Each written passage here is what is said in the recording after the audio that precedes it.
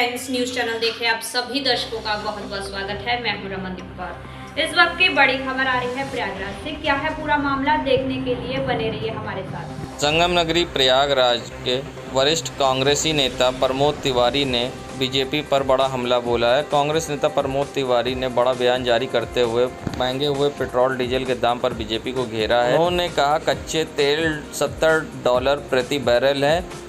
Petrol और diesel के दाम बढ़ते जा रहे हैं। पेट्रोल के बाद अब डीजल भी 100 के पार हो। ये जनता की गाड़ी कमाई से लूट है। पेट्रोल कच्चा तेल आज भी $70 पे है, पर दाम बढ़कर 104-5 पेट्रोल का और 100 का शतक लगा दिया डीजल ने। जो किसान ट्रैक्टर में भरवाता है, ट्यूबवेल चलाता है, मड़ाई करता है, जिससे वो भी 100 के पार हो गया बहुत से शहरों में। ये कैसा चमत्कार है मोदी जी कि $140 पे खरीद के कांग्रेस की सरकार देशवासियों को $60 में देती रही, और आप सिर्फ उसके आधे पे खरीद के $70 पर बैरल आप दे रहे हैं $105 में। ये एक लूट है, लूट है, लूट है जनता के गाढ़ी कमाई पर और उसकी जेब पर। आपके पेट्रोलियम मंत्री कहते हैं कि ये हमने इसलिए रखा है कि कोरोना से लड़ाई हो। अरे कोरोना के लिए जो 35,000 वैक्सीन के लिए रखा था, 35,000 करोड़, उसका क्या हुआ? उसका तो हिसाब दीजिए। और बहाना ही बनाना है तो कोई इतना तो बनाइए जो थोड़ा बहुत सच हो, 5-10%। कुल मिला के मोदी जी, आप अडानी एंड कंपनी को जो लूट की इजाजत आपकी सरकार दे रही है, ये अक्षम्य अपराध है जो भारत की अर्थव्यवस्था से, मध्यम वर्ग के लोगों से, गरीब लोगों से, किसानों से, नौजवानों से हो रहा है। वैश्विक महामारी कोरोना ने जहां अपनों से अपनों को जुदा कर दिया, वहीं अब लोग बेरोजगार भी हैं। कोरोना की दूसरी लहर ने लोगों को बेरोजगार तो बनाया ही, साथ में परेशानियां भी सामने खड़ी कर दी। संगम नगरी प्रयागराज में मूर्तिकारों का भी बुरा हाल है, जहां पिछले लॉकडाउन में उन्हें जो पूजा के टाइम उम्मीद थी कि उनकी मूर्तियां बिकेंगी, मगर सरकार के द्वारा गाइडलाइन आने पर कुछ मूर्तियों के आकार छोटे होने के कारण उनकी वो सेल नहीं हो पाई, और इस बार भी कोई अभी तक उनको ऑर्डर नहीं मिला, जबकि 6 महीने पहले ही उनको ऑर्डर मिल जाया करता था। इस बार भी मूर्तिकार रोजी रोटी को परेशान हैं। वहीं मूर्तिकारों का कहना है कि जो लोग सोशल वर्कर लोगों ने अनाज मुहैया कराया, उससे ही हम अपना जीवन यापन कर रहे हैं। वहीं मूर्तिकारों का कहना है कि बंगाल की सरकार उन्हें सब्सिडी देती है और समिति की तरफ से उन्हें लोन भी दिया जाता है, मगर यूपी गवर्नमेंट की तरफ से हमारे लिए कोई तरह की इस तरह की सुविधा या योजनाएं नहीं है। हम खुद सरकार से मांग करते हैं कि हमें समिति की तरफ से या तो लोन दिया जाए या तो फिर हमें कुछ सब्सिडी दी जाए, जिससे कि हम अपना जीवन यापन इस कोरोना काल में कर सकें। बहुत ज़्यादा फ़र्क पड़ गया है। पिछले 2 सालों से कोरोना काल में हम लोग को बहुत ज़्यादा असर हुआ है। एक तो पूजा भी कम हो गए हैं, और प्रतिमा, हम लोग को जो बड़ी प्रतिमा जाती थी, जिसका हम लोग को जहाँ अच्छा मिलता था, जिसको 2.5 और 3 फीट के 4-5 फीट के अंदर कर दिया गया था, उससे भी हुआ है, नुकसान हुआ है हम लोग को बहुत। गणेश पूजा हुआ ही नहीं है, या नहीं किया है। और जागरण जो होता है, जागरण में हम लोग करते थे, जागरण में कभी कोई काम हुआ नहीं है, बहुत नुकसान हुआ है। इसके लिए सरकार का भी किसी तरह का हम लोग को हेल्प नहीं मिला है। सरकार की तरफ से कोई योजनाएं आप लोग के लिए चलाई गई हो या मदद कुछ? कोई मदद नहीं है। क्या मांग करते हैं अगर आप सरकार तो सरकार को होना चाहिए, कम से कम कलाकारों को कुछ मदद भी जो है, मिट्टी कलाकारों को कुछ देना चाहिए, कुछ मदद देना चाहिए, कोई लोन देना चाहिए। वो है नहीं, हमारे बंगाल में तो है, लेकिन यहाँ पे नहीं है फिलहाल। क्या कोई सब्सिडी वगैरह यहाँ कुछ भी नहीं? कुछ नहीं मिलता है, तो महाजन से लेना पड़ता है। यहाँ पे जो भी काम होता है शुरू करते हैं। और किस तरह से आप लोग का जीवन यापन हो रहा है, किस तरह से खर्चा चल रहा है? कोरोना काल में तो बहुत से कुछ लोगों यहाँ पर दे गए थे, खाने पीने के सामान दे गए थे बहुत लोग यहाँ पर। उसी से जीवन उसी से यापन किया, करीब बहुत लोग दे गए थे यहाँ पर। क्या नाम है आपका? मेरा नाम, उनका नाम तापस पाल। संगम नगरी प्रयागराज में युवा कांग्रेसियों के द्वारा राहुल गांधी का जन्मदिन अनोखे ही अंदाज में मनाया गया। युवा कांग्रेस के प्रदेश अध्यक्ष कनिष्ठ पांडे के निर्देश पर युवा कांग्रेस द्वारा सिविल लाइन स्थित मलिन बस्तियों में जरूरतमंद को फल, बिस्किट, मास्क व पानी वितरित कर राहुल गांधी का जन्मदिन मनाया गया। वितरण के दौरान महानगर अध्यक्ष निशांत रस्तोगी ने कहा कि आज देश की जिस दौर से गुजर रहा है, ऐसे समय में देश को एक दूरदर्शी सोच और प्रेम की भाषा वाले नेता की जरूरत है, जिसका एकमात्र विकल्प राहुल गांधी है। वहीं इस मौके पर युवा कांग्रेसियों ने सोशल डिस्टेंसिंग, कोविड गाइडलाइन का पालन करते हुए गरीबों और ज़रूरतमंदों को खाद्य सामग्री बांटी। साथ ही राहुल गांधी के जन्मदिन पर उनको ढेर सारी बधाइयाँ दी। आइए सुनाते हैं क्या कहना है युवा कांग्रेसी नेता निशांत रस्तोगी का। जिस तरह से आज हमारे नेता आदरणीय राहुल गांधी जी के जन्मदिन पर हम सबको निर्देश दिया गया था, हमारे नेता ने ये कहा था कि हमारा जन्मदिन बहुत उत्सव तरीके से ना मनाया जाए, सद्भाव की तरह मनाया जाए। इस क्रम में उत्तर प्रदेश कांग्रेस कमेटी, युवा कांग्रेस कमेटी के अध्यक्ष कनिष्ठ पांडे जी के निर्देश में प्रयागराज युवा कांग्रेस ने प्रयागराज स्थित मलिन बस्ती में जाकर मास्क, सैनिटाइजर, फल और बिस्किट, पानी वितरित करके उनका जन्मदिन मनाया और एक संदेश दिया कि जिस तरह से हमारा नेता सरलता, सौम्यता, स्वभाव का प्रतीक है, उसी को हम लोग ने मद्देनजर रखते हुए उनका जन्मदिन मनाया और ईश्वर से ये कामना की जिस तरह से जिस दौर से ये देश गुजर रहा है, उस देश में एक दूरदर्शी, दूरगामी सोच रखने वाले नेता की जरूरत है। हम लोग ने ईश्वर से कामना की कि 2024 में प्रधानमंत्री पद पर और इस देश की बागडोर तो राहुल गांधी जी संभालें। निशांत रस्तोगी, अध्यक्ष युवा कांग्रेस प्रयागराज। संगम नगरी प्रयागराज में मानो जैसे बारिश ने नगर निगम की पोल खोलने का ठेका ले रखा हो। जी हाँ, ये बात कहने में तो अजीब लग रही है, मगर कहीं न कहीं नगर निगम ने जो बड़े बड़े दावे किए थे वो खुलकर बारिश ने सामने रख दिए हैं। कुदरत के आगे कहाँ किसी की चलती है।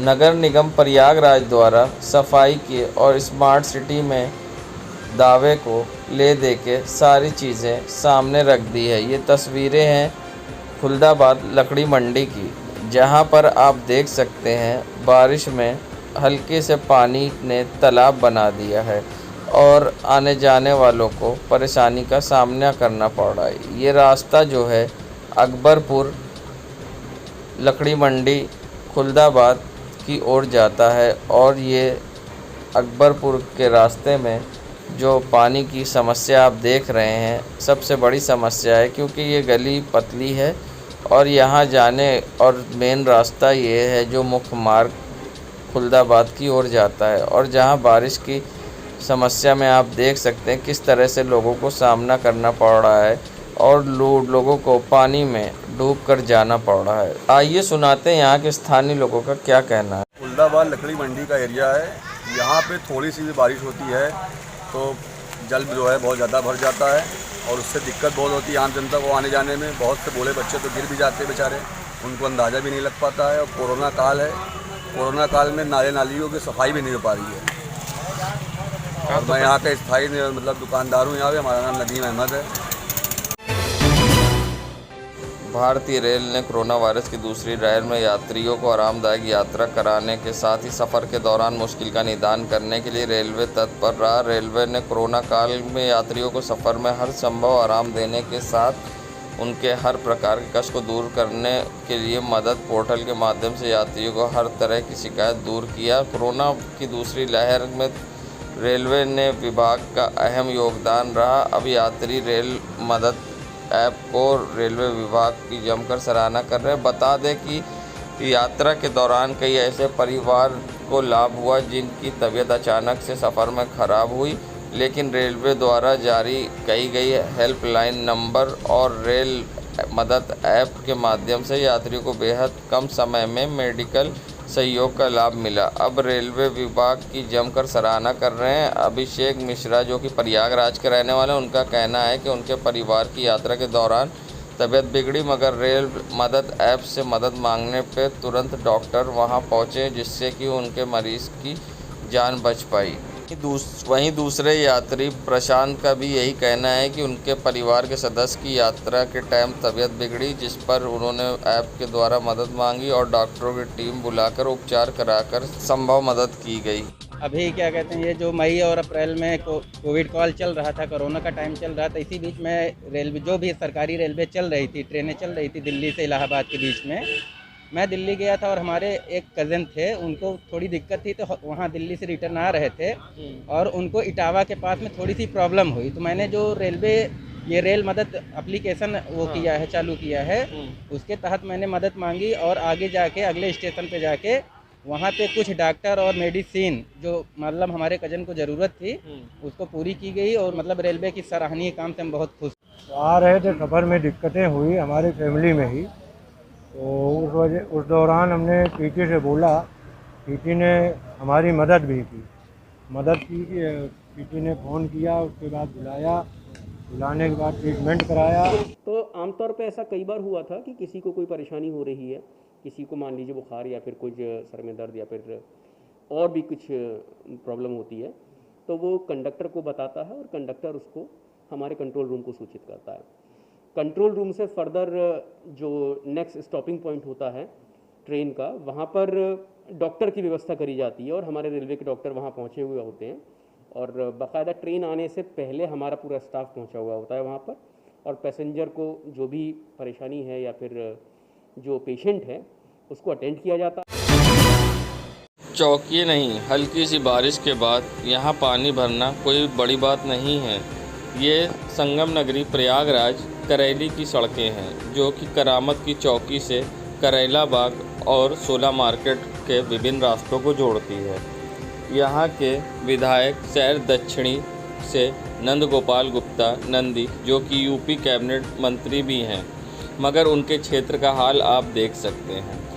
जहाँ पर योगी सरकार गड्ढा मुक्त सड़कों की बात कर सरकार में आई थी, मगर अब ये सड़कें गड्ढा युक्त हो गई हैं। जहाँ पर नगर निगम में मेयर अभिलाषा नंदी गुप्ता जो कि शहर दक्षिणी विधायक की पत्नी भी हैं, मगर उनका नगर निगम का काम भी आपको हम दिखा देते हैं। देख सकते हैं सड़क किनारे किस तरह गंदगी के अंबार लगे हुए हैं और जानवर टहल रहे हैं।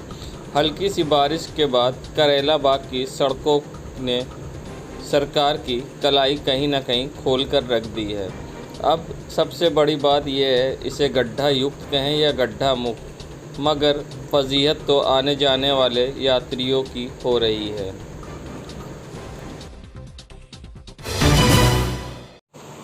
कोरोना की तीसरी लहर से निपटने को लेकर अस्पतालों में चिकित्सा व्यवस्था को लेकर सरकार की तरफ से तमाम इंतजाम किए जा रहे हैं। तो वहीं बीजेपी की इलाहाबाद से सांसद रीता बहुगुणा जोशी ने भी कमर कस ली है। अपने संसदीय क्षेत्र के लोगों को दिक्कत ना हो, इसको लेकर सिंगापुर से 29 ऑक्सीजन कंसंट्रेटर मंगवाया और शनिवार दोपहर में यमुना पार CSC और PSC में कोविड-19 अस्पतालों को देकर सांसद रीता जोशी ने मिसाल पेश की है। बीजेपी सांसद रीता जोशी के अनुसार सिंगापुर से 29 ऑक्सीजन कंसंट्रेटर मंगवाया, जिसमें 10 कंसंट्रेटर उन्होंने लखनऊ में रेलवे और कंटोनमेंट चिकित्सालय के लिए भेजा है, जबकि 19 ऑक्सीजन कंसंट्रेटर जो 15 लीटर, 10 लीटर और 7.5 लीटर की क्षमता वाले कंसंट्रेटर उन्होंने प्रयागराज में अपने संसदीय क्षेत्र अलग CSC PSC अस्पतालों के लिए भेजा है।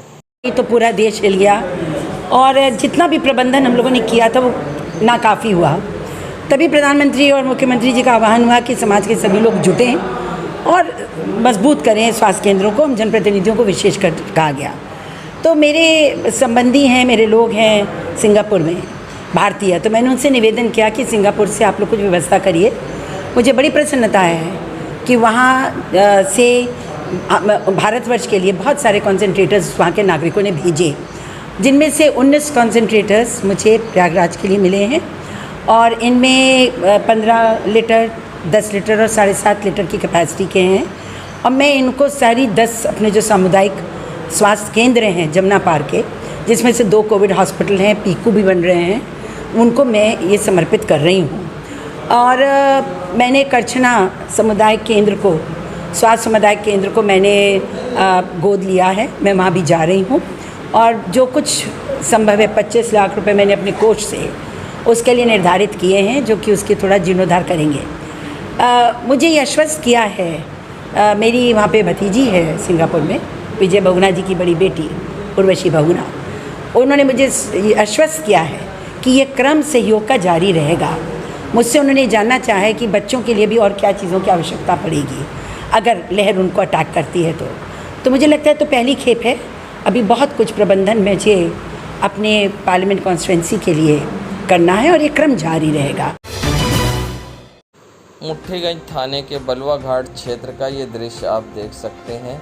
यहाँ पर किस तरह से सीवर से पानी ओवरफ्लो हो रहा हो, मानो जैसे ये स्मार्ट सिटी का फाउंटेन हो, क्योंकि नगर निगम द्वारा दावे किए गए थे कि 75% काम सफाई का पहले ही मानसून से कर लिया है, मगर मानसून ने हल्की सी दस्तक देते हुए सारा खेल ही बिगाड़ दिया हो और सारी की सारी कलाई नगर निगम की खोल कर रख दी। अब इसे सरकार की उपलब्धियां कहें या स्मार्ट सिटी का फाउंटेन, ये दृश्य तो कैमरे में कैद हो गया और अब नगर निगम की फजीयत होना चालू हो गई। अब देखना ये है प्रयागराज की जनता चुनाव में सरकार को क्या तोहफा देती है। संगम नगरी प्रयागराज के राष्ट्रीय राजमार्ग लखनऊ की ओर जाने वाला फाफामऊ का ये क्षेत्र है, जहां पर बड़े बड़े दावे किए जा रहे हैं और प्रयागराज में स्मार्ट सिटी से तुलना की जा रही थी। अब आइए बारिश ने यहाँ की सारी पोल खोल कर रख दी है। हम आपको दिखाते हैं ये नज़ारा विकास का। जी हाँ, ये राजमार्ग फाफामऊ शांतिपुरम क्षेत्र का है। यहाँ आप देख सकते हैं सरकार की बड़ी बड़ी योजनाएं तालाब साफ़ करने के लिए और सफाई के लिए आती रहती हैं, मगर यहाँ पर गंदगी का अंबार आप देख सकते हैं। ये हमें बताने की ज़रूरत नहीं, ये आप स्क्रीन पर सामने खुद देख सकते हैं। पानी में किस तरह से गंदगी के अंबार यहाँ पर गंदगी के लगे हुए हैं, जिससे मानो कोरोना काल में संक्रमण और फैलने की आशंका भी हो सकती है। यहाँ पर कोरोना काल में गंदगी से समस्याएं और उत्पन्न हो सकती हैं, मगर शायद ये कोई देखने वाला नहीं है। हाल ही में यहाँ पर निर्माण हो रहा था पुलिया का, मगर उसके साइड में आप देख सकते हैं किस तरह से राष्ट्रीय राजमार्ग पर गंदगी के अंबार लगे हैं। यही रास्ते से लखनऊ की ओर, चाहे वो सूबे के उप मुख्यमंत्री हों या मंत्री हों या खुद मुख्यमंत्री को प्रयागराज आना हो, तो इसी मार्ग से आते हैं। मानो जैसे कि सब ने आंखें बंद कर ली है या फिर यह गंदगी दिखाई नहीं देती। अगर विकास देखना है तो प्रयागराज के नवाबगंज क्षेत्र के कौड़ियार में देखें, जहां पर भरपूर गड्ढे में पानी मिलेगा, सड़क किनारे कीचड़ मिलेगा और जल भराव तो अदादुन हर एरिया में मोहल्ले में मिलेगा।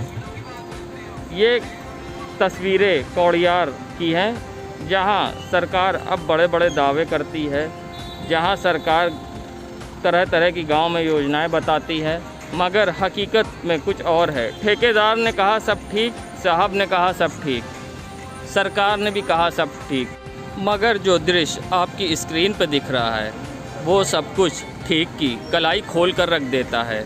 जहां कोरोना काल में संक्रमण फैलने की तेज़ी से आशंका भी जता रहे हैं। ग्रामीणों का कहना है कि यहाँ पर गंदगी है, ना ही सफाई होती है और ना ही कुछ। सरकार से इनकी बस एक ही मांग है, साहब हमें विकास दे दें, साहब हमें सफाई दे दें। मगर अब देखना ये होगा कि विकास सरकार कहाँ से ढूंढ के लाती है। नवाबगंज क्षेत्र अपनी बदहाली पे रो रहा है, जहां कौड़ियार ब्लॉक में ये गंदगी के अंबार देखने को मिलेंगे। ये वही नेशनल हाईवे है जो उत्तर प्रदेश की राजधानी को प्रयागराज से जोड़ता है। कौड़ियार ब्लॉक क्या क्या समस्याएं हैं यहाँ? अरे यहाँ जी नाली है, न नाली है ना कुछ नहीं, सब सड़क भी सब गंदी है, सब जाम है, आने जाने में सब लोगों को परेशानी होती है। क्या शुभ नाम है आपका? राम सिंह। यहाँ पर जल भरा हुआ है, मन की गंदगियाँ बनी हुई हैं, पानी का निकास नहीं हो पा रहा है। इसकी मतलब पर्यावरण को सुधारने के लिए गंदगी को दूर करना बहुत ज़रूरी है। इसके लिए हम चाहेंगे कि नगर प्रभारी को हमारी समस्याओं को दूर करने का कष्ट करें। देश दुनिया की खबरों के लिए world media times news channel को सब्सक्राइब करें।